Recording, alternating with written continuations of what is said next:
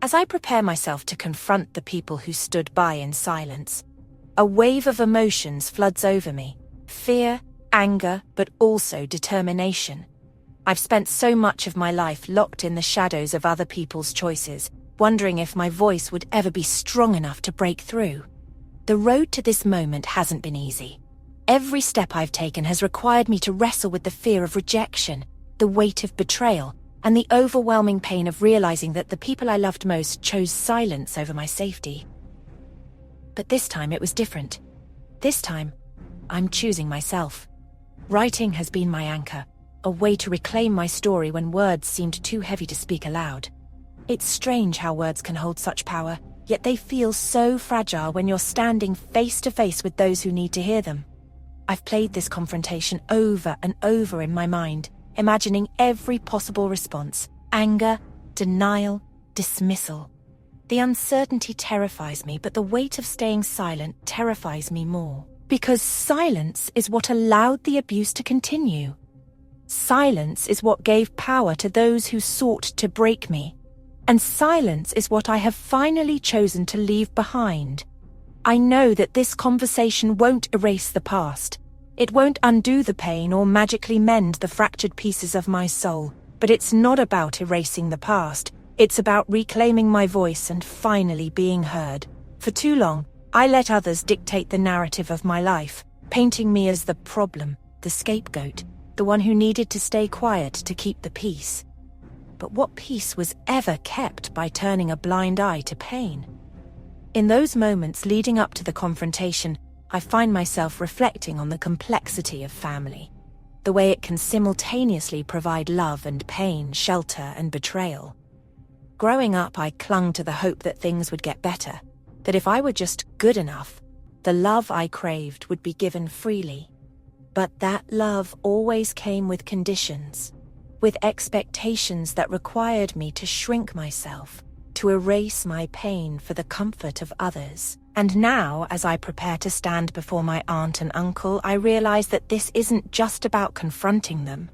It's about confronting every moment where I chose silence over truth, where I let fear keep me from advocating for myself. This is my moment to change that.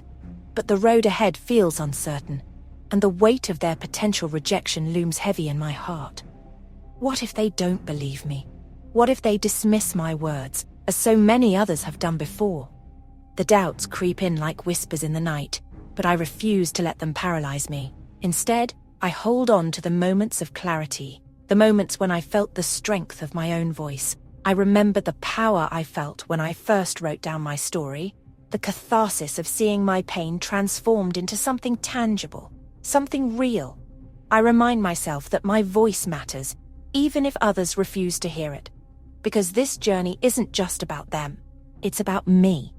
I think back to the people who have supported me along the way, the teachers who saw through my silence, the friends who offered kindness when I couldn't find it within myself, the moments of connection that reminded me I wasn't alone. Those moments have been my lifeline, my proof that healing is possible even in the face of unimaginable pain.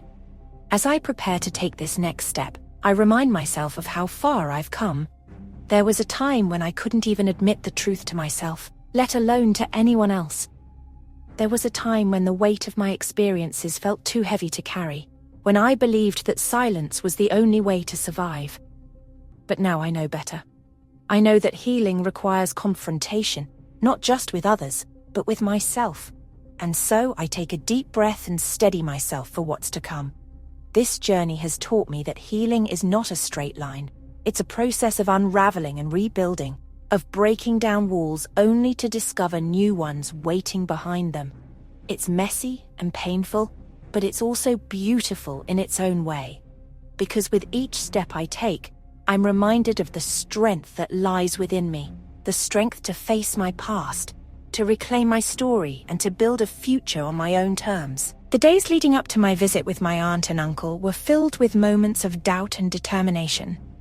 I rehearse the words I want to say, but I know that no amount of preparation can guarantee how the conversation will unfold. Still, I hold on to the belief that speaking my truth is worth the risk no matter the outcome. Because this isn't just about them.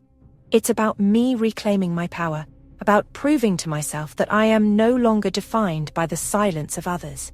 As the day approaches, I find myself reflecting on the times when silence was my only option.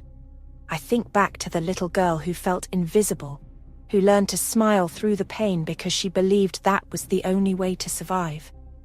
I think about the teenager who hid behind a mask of normalcy, who longed for connection but feared the vulnerability it required. And I think about the woman I am now, the woman who has fought to find her voice, who refuses to let her past dictate her future. This journey has been one of rediscovery, of reclaiming the parts of myself that were taken away. It's been a process of learning to love myself, not in spite of my scars, but because of them. My scars are a testament to my survival, to the strength I've found in the face of adversity. As I prepare to speak the truth, I remind myself that healing is a journey, not a destination. There will be days when the weight of my past feels overwhelming, when the memories threaten to pull me under, but there will also be days of light and hope, days when I feel the strength of my own resilience and the warmth of genuine connection. And so, I take another deep breath and step forward, ready to face whatever comes next.